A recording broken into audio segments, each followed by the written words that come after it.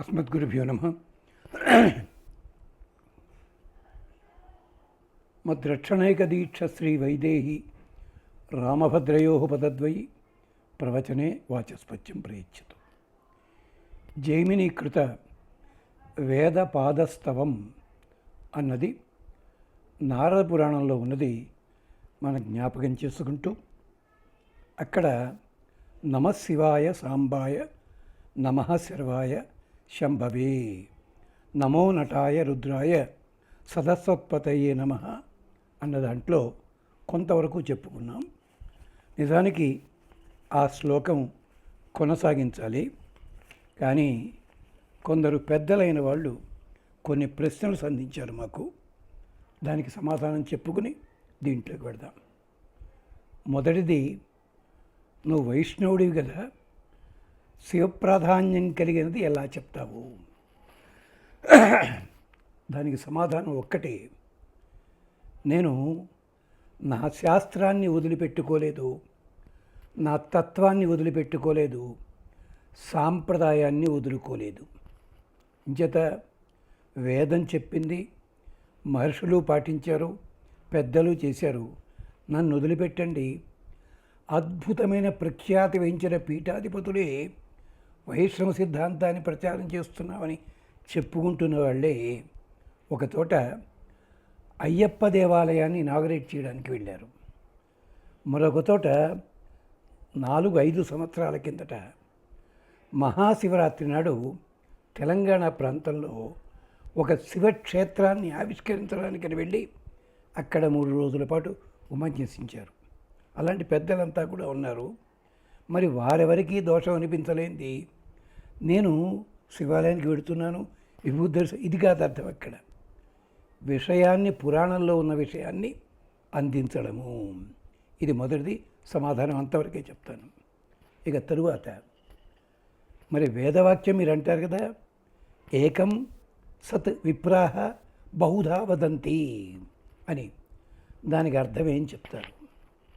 మహర్షులు ఇంతమంది ఉన్నారు. బ్రహ్మలోకానికి వెళ్ళి బ్రహ్మని స్తోత్రం చేస్తారు, వ్యాసుడి దగ్గర నుంచి. కైలాసానికి వెళ్తే ఆయన్ని స్తోత్రం చేస్తారు, దేవి అమ్మవారిని స్తోత్రం చేస్తారు. మరి వాళ్ళకి నియమం పాటించరా వాళ్ళు? ఆ నియమాన్ని వాళ్ళు చూసుకోరా ఎక్కడా కూడాను? మరి వాళ్ళ మీద మీరు విమర్శించలేరా? వాల్మీకి మహర్షి బ్రహ్మను స్తోత్రం చేశాడు, మరో మహానుభావుని స్తోత్రం చేశాడు. ఇలా ఉంది కదా. మరి రామచంద్రస్వామి మానవుడై ఉన్నాడు, మోక్షం ఇప్పించగలిగిన వాడు, ఆదిత్య హృదయ సాధన చేశారు కదా, అంటే మానవుడు కనుక చేశారన్నారు. మరి కృష్ణావతారంలో స్వామి సాంబుణ్ణి కనే ముందు శివక్షేత్ర దర్శనం చేశారేమిటి? అయ్యా, వీటన్నిటికీ మీ దగ్గర సమాధానాలే ఉన్నాయో చూసుకోండి. అంతేకాదు, ఏకం సత్ విప్రా బహుధా వదంతి, నిజమే.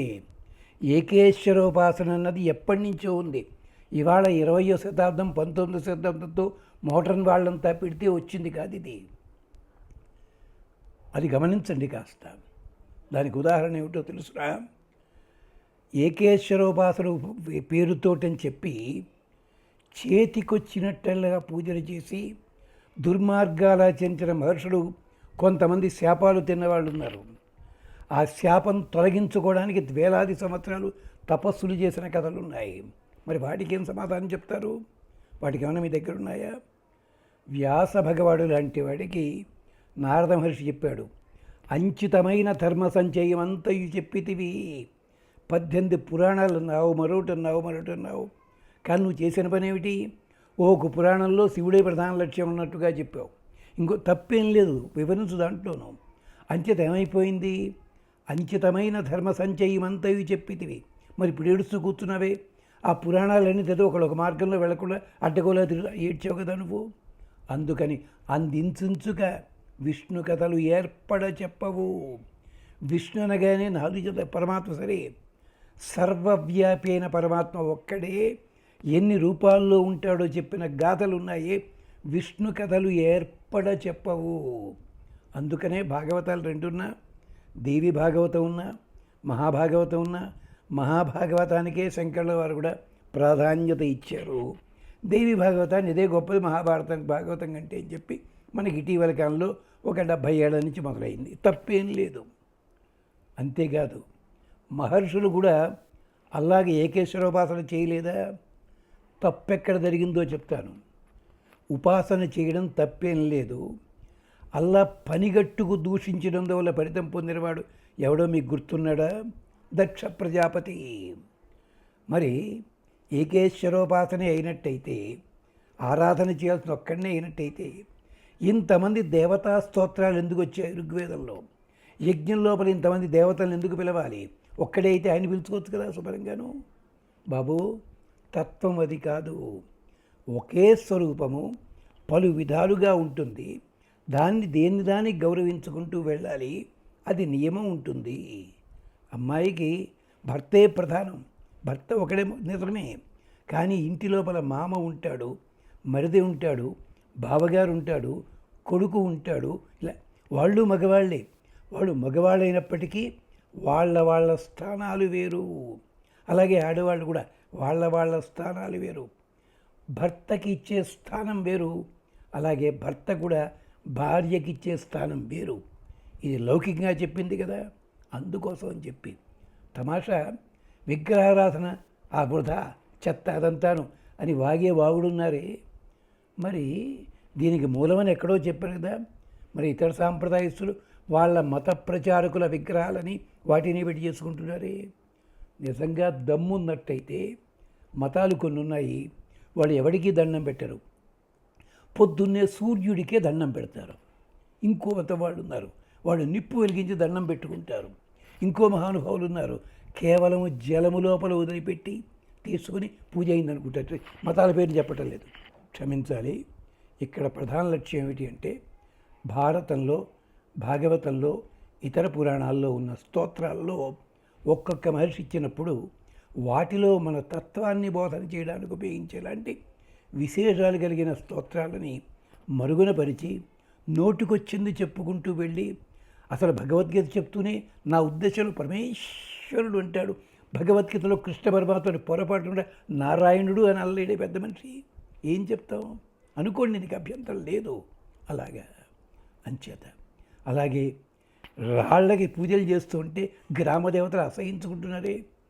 మరి మీరు వెళ్ళి దండాలు పెడుతున్నది కొన్ని దేవాలయాలు ఏం చేస్తున్నారని ఎక్కడ మీరు? గ్రామ దేవతలు ఎందుకు వచ్చాయి? ఎప్పుడైనా ఆలోచించారా? అంచేత అలాంటి వాటికి సమాధానాలు చెప్పుకుండా వెళ్ళడం నా ఉద్దేశ్యం కాదు. మళ్ళీ చెప్తాను, వనితకు బాగా సొమ్ములు మంగళసూత్రము దానవులు. అదే పద్ధతి లోపల మంగళసూత్రం వంటి ప్రధాన తత్వం ఏదుందో అది మేము మనసారా నమ్మాం. ఒంటి మీదకి 50 ఏళ్ళు వచ్చేంత వరకు నుదుటి మీద బొట్టు కూడా లేకుండా తిరిగిన వాళ్ళు 50 ఏళ్ళు రాగానే ఉద్యోగం పోయో ఉద్యోగమారో అక్కడి నుంచి వేషభాషలు మార్చేసి అక్కడి నుంచి మా వంటి తత్వవేత్తల వాళ్ళు లేరు అన్నట్టుగా మొదలుపెట్టి, ఎందుకంటే తమాష ఒక చోట ఎందుకో పూర్ణాహుతిలో ఒక మంత్రం గురించి అది గౌక్కును సందేహం కలిగింది. పదం ఎక్కడో తప్పుతున్నాను అనిపించింది. 15 మందిని అడిగాను పెద్దల్ని. వాళ్ళంతా కూడా మేము దేవాలయాల్లో ఉంటూ చేసేస్తున్నాం అన్నవాళ్ళు. ఇంతవరకు ఒక్కళ్ళు సమాధానం చెప్పలేదు. నేను వేరే చోట ఉన్నాను కనుక అమ్మాయి గారింట్లో, నా సొంత ఇంట్లో ఉన్నట్టయితే ఎక్కడ లైబ్రరీయే ఉంది, పుస్తకాలన్నీ ఉన్నాయి, గబుక్కుని చూసుకుని ఉండేవాడిని. నేను గణిత శాస్త్ర అధ్యాపకుడిని. అంచేత అంత పంతికి వచ్చేలాంటి తెలివితేటలు మాకు లేవు పాపం. అంచేత పుస్తకాలు చూసుకోవాల్సి ఉంటుంది.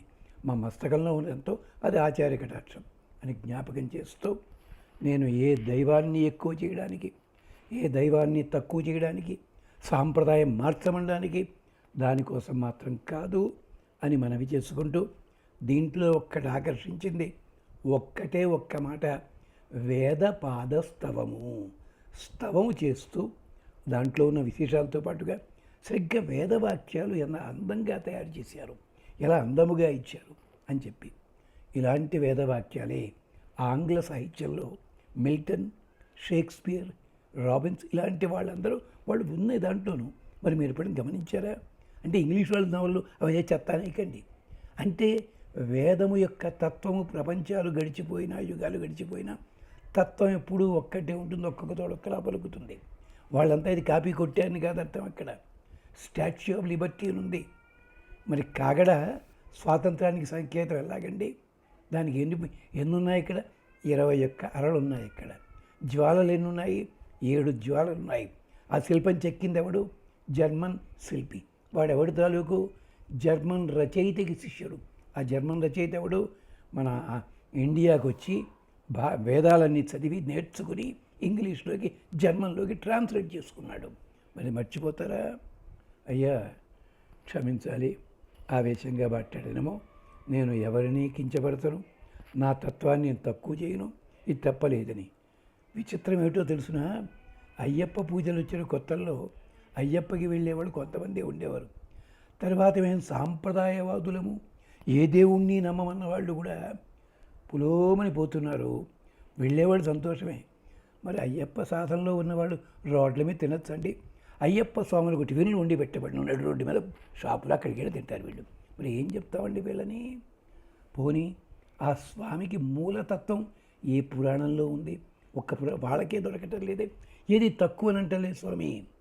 మీ అందరికీ కూడా ఒక్క మాట ఏమిటి అంటే, దృష్టి పెట్టండి. అది ఎలా ఉన్నప్పుడు తప్పనిసరిగా తత్వం బోధపడుతుంది, మీకు రక్షణ కలుగుతుంది. అంతే తప్ప మీకు నచ్చిందే శాస్త్రము, ఎదటివాడు చెప్పింది తప్పు అంటూ మాత్రము అలాంటి అహంకారానికి దయచేసి వెళ్ళవద్దు. దీనికే చెప్పున్నాం కదా, రాముడికి వశిష్ఠుడు పాఠం ఏం చెప్పలేదు. మహామహులు ఎంతమందో ఉపన్యాసాలు చెప్పారు గత 2 సంవత్సరాల్లో. పాఠం అంతా కూడా విశ్వామిత్రుడే చెప్పాడట. అసలు వశిష్ఠుడు ఏమీ చెప్పలేదు. మరి ఎందుకున్నాడు ఆయన? ఇక్షోకల కాలం నుంచి పనిగట్టుకుని ఉన్నాడు, తీసవల వారేచ్చు కదా. ఏమిటిది అంటే క్షమించాలి, కొంచెం అధిక ప్రసంగమైంది. మరి విషయంలోకి వద్దాం. చెప్పుకుంటున్నాం, మనం ఎక్కడాగేమో గుర్తుంది మాకు. ఏమిటది అంటున్నాడు అక్కడ జైమిని మహర్షి. వాళ్ళంతా పెడతారు, ఆయా దేవతలను ఆరాధిస్తారు, తప్పేం లేదు. గౌరవించడం పద్ధతి, అది అలవాటు. దక్ష ప్రజాపతి కూడా అదే చెప్పారు. మహర్షులు కానీ దేవతలు కానీ, బాబు ప్రోటోకాల్ అని ఉంటుంది, ఒక వరుస. ఆ వరుస లోపల అందరినీ పిలవాలి. పని గట్టుకుని ఒక దేవతని పిలవడం మానేశావు, యజ్ఞం నాశనం అయిపోతుంది, జాగ్రత్త. జనమేజయుడు కూడా సర్పయాగం మొదలుపెట్టగానే చెప్పారు మహర్షులు, ఈ యాగం పూర్తి కాదు. ఎంచేత యాగ ప్రదేశ నిర్మాణమే తేడా ఉంది, నీ సంకల్పమే తప్పు అనుంది అక్కడ భారతంలో. చదవండి ఒక్కసారి. అందుకని సగంలో ఆగిపోయింది అది. అది కాస్తాను, ఇలా గమనించాలి. అది తెలియకుండా మనం మాట్లాడుతుంటాం, అదొక దురదృష్టం. ఇదేమిటి? మొదట్లో ఏమండి విఘ్నేశ విధి మార్తాండ అని మొదలుపెట్టారు, ఇది కారణం ఏమిటండి అని అడిగినట్టయితే దానికి సమాధానం చాలా అందమైనది చెప్పారు వాళ్ళు. ఏమిటంటే, బాబు ఇది ఉందా చెప్పడానికి కారణం వాడు చెప్పుకుందాం మేము అంటూ స్కాంద పురాణంలోనే ఈ విశేషాన్ని మనకి చూపించారు ఒక సందర్భంలో. ఆ సందర్భం చూడండి. ఏమిటది అంటే, ఒక్క నిమిషం.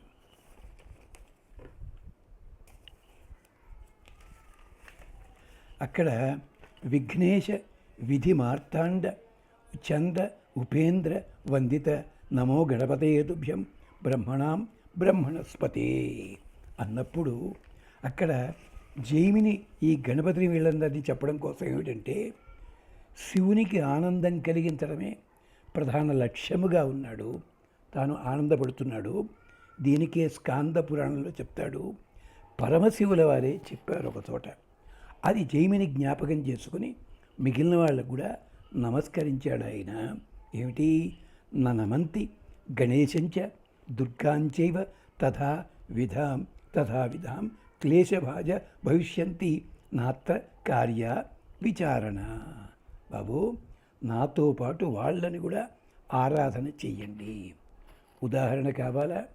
వేదంలో ఒక వాక్యం ఉంది, ఒక ఇంటి లోపల 2 లేదా 3 వేద పండితులు ఉన్నట్టయితే నీకు ఒక్కరితోటే పని ఉంటే వెళ్ళి ఒక్కరితోటే మాట్లాడు, కానీ ఆ పెద్దలు 2 కూడా నమస్కరించు, వీలైతే 3 నమస్కరించు. లేకపోతే ఒకళ్ళకి కాదు 2 కోపం కలుగుతుంది. దీనికి ఉదాహరణలు 5-6 ఉన్నాయి. ఒక్కటే చెప్తా సరదాగాను. రామచంద్రస్వామిని లక్ష్మణ్ణి తీసుకెళ్ళి హనుమంతుడు ఇమౌ కుమారౌ ద్వౌ భవతా సఖ్యకామౌ ఇద్దరు ఇద్దరు ఇద్దరు ఇద్దరు అంటూ ఉంటే సుగ్రీవుడు చెయ్యెవరితోటి కలిపాడండి? రాముడితోటి కలిపాడు. లక్ష్మణ మొహం చూశాడా? పలకరించాడా? లేదు కదా. తప్పది. ఇద్దరు పెద్దలు ఉండగా చెప్తున్నాడు, ఇద్దరు ఇద్దరు అంటున్నాడు హనుమంతుడు అక్కడ. అందుకనే మొదటిసారి ఒళ్ళు పట్టినన్ని దెబ్బలు తిన్నాడు మహానుభావుడు. ఎప్పుడైతే పూలమాల మెడలో వేస్తుంటే తల దించాడు, రాముడు ఆనందపడ్డాడు. మహర్షులు కూడా ఎంతసేపు కూడా రాముడికి నమస్కారం పెట్టి నగరస్థోవ వనస్థోవ రాజాహరహత్వం అంటూ తగులుకున్నారు తప్ప, పక్కన సీతమ్మ ఉంది, పక్కన లక్ష్మణస్వామి ఉన్నాడు, ఒక్క మాట వాళ్ళకి చెప్పారా? రాముడికి ఏమన్నా కోపం వస్తుందేమో అని సీతాదేవి రివర్స్ గేర్లలో వాళ్ళు మాటిచ్చారు. కానీ పని లేకపోతే సరి ఉత్తిదే. పిల్లల మీద ప్రేమ కలిగిన తల్లి పిల్లవాడి దోషాన్ని తండ్రికి కనిపించకుండా ఉండడానికి ఇలాంటి మాటలు మాట్లాడుతుంది. అది ఎక్కడ రచన. అలాగే తెల్లవారుజామునే స్నానం. దీనికి పొద్దున్నే నీటి లోపల అగ్ని, సూర్యుడు, వరుణుడు ఉంటారు, అప్పుడు స్నానం చేయాలి. తెల్లవారిపోతే ఏం జరుగుతుంది? సూర్యుడు బయటికి వచ్చేస్తాడు, అగ్నినే గౌరవించినట్టు వరుణ్ణే గౌరవించినట్టు అవుతుంది, అవమానించినట్టు అవుతుంది. ఇది వేదం చెప్పింది. అదిగో అది రహస్యం ఇక్కడ చెప్పారు. అందుకని రా బాబు అన్నారు. అందుకని విఘ్నేశ విధి మార్తాండ చంద్ర ఉపేంద్ర వందిత. మహర్షులు కూడా స్వర్గము కానీ మరో చోటికి కానీ వైకుంఠానికి వెళ్ళినప్పుడు ఆ పార్షదుల్ని కూడా అవుననిపించుకునే లోపలికి వెళ్ళిన వాళ్ళు ఉన్నారు. ఇది గమనించండి. అది విశేషం. అంతేకాదు మరొకటి ఉందండి. ఏమిటో తెలుసునా? అది విరించి విష్ణు గిరిశ ప్రణతాంఘ్రి సరోరుహే అని వచ్చింది కదా, అక్కడ కూడా విశేషం ఇదే మాట. అందుకని వేదపాదస్తవాన్ని చెప్పుకునేటప్పుడు ఆ ఇద్దరిని కూడా గౌరవించండి అని చెప్పారు. ఆ కారణం చేత తరువాత ఇప్పుడు మనం మొన్న ఆపిన చోటు నుంచి ప్రారంభించుకుందాం. నమశివాయ సాంబాయ నమశర్వాయ శంభవే నమో నటాయ రుద్రాయ సదసస్పతయే నమః. ఇదేమిటి అంటే శివశబ్దానికి అందమైన మాట స్కాంద పురాణంలోనే చెప్పారు. షకారం అంటే స్వర్గమని, వకారం అంటే మోక్షం అని చెప్పి లోమస మహర్షి వివరించాడు. శివేతి ద్యక్షరన్నామ వ్యాహరిష్యంతి ఏ నరాః తేషాం స్వర్గస్య మోక్షస్య భవిష్యతి నాణ్యదా. ఇది లోమస మహర్షి చెప్పిన మాట. అందుకని చెప్పి నమశివాయ అంటూ చెప్పడం మొదలుపెట్టారు. ఇది శర్వాయ శంభవే అన్నది వాజసనేయ సంహితలోని మంత్రము అని చెప్పుకున్నాము. అలాగే నమో నటాయ రుద్రాయ సదసస్పతయే నమః ఇది ఆశ్చలాయన సంహితలో ఆశ్చలాయన సూత్రం లోపల ఇలాగ ఒక సూత్రం అని జ్ఞాపకం చేసుకుంటూ రుద్ర శబ్దానికి వివరణ చెప్పుకున్నాం మనం. అలాగే ఇంకొకటి చెప్తూ వేదరూప ధర్మముని దర్శింపజేయువాడు కనుక రుద్రుడు. తరువాతే భాగంలోకి మనం వెళదాం. ఇవాళ కొంచెం అధిక ప్రసంగంతో సమయం సరిపోయింది, క్షమించమని ప్రార్థన చేస్తూ విషయంలోకి వద్దాం. అంచేత ఒక్కసారి అపార్థం చేసుకోకండి. మేము పార్టీలు మార్చలేదు. ఎంచేతంటే ఆరుద్ర గారు తోటి రాశారు, సగము కమ్యూనిస్టు సగము క్యాపిటలిస్టు ఎందుకు వచ్చిన రుష్టు ఓ కోనలమ్మ అని. ఓ మహానుభావుడు ఛందస్సు నడ్డి వెరక్కొడతాను అని తగులుకున్నవాడు ఏం రాశాడండి? మరో ప్రపంచం మరో ప్రపంచం మరో ప్రపంచం పిలిచింది. ఒక్కసారి ఛందస్సు చూడండి. శంకరాచార్యుల వారు చెప్పిన స్తోత్రంలో ఛందస్సుకి దీనికి దగ్గర లేదండి. అలాగే ఒక ఆయన జ్ఞానపీఠ అవార్డు వచ్చింది మోడర్న్ పోయిటరీకి. ఒక్కసారి ఆ పద్యాలు వరుసగా తీసుకుని నిలువుగా రాసిన లేని పక్క పక్కన రాయండి, ఉత్పలమాల, చంపకమాల, మత్తేభం కనిపిస్తాయి. అందుకని ఆరుద్ర గారు చెప్పారు, సగము కమ్యూనిస్టు సగము క్యాపిటలిస్టు ఎందుకు వచ్చిన రుష్టు ఓ కూలలమ్మ.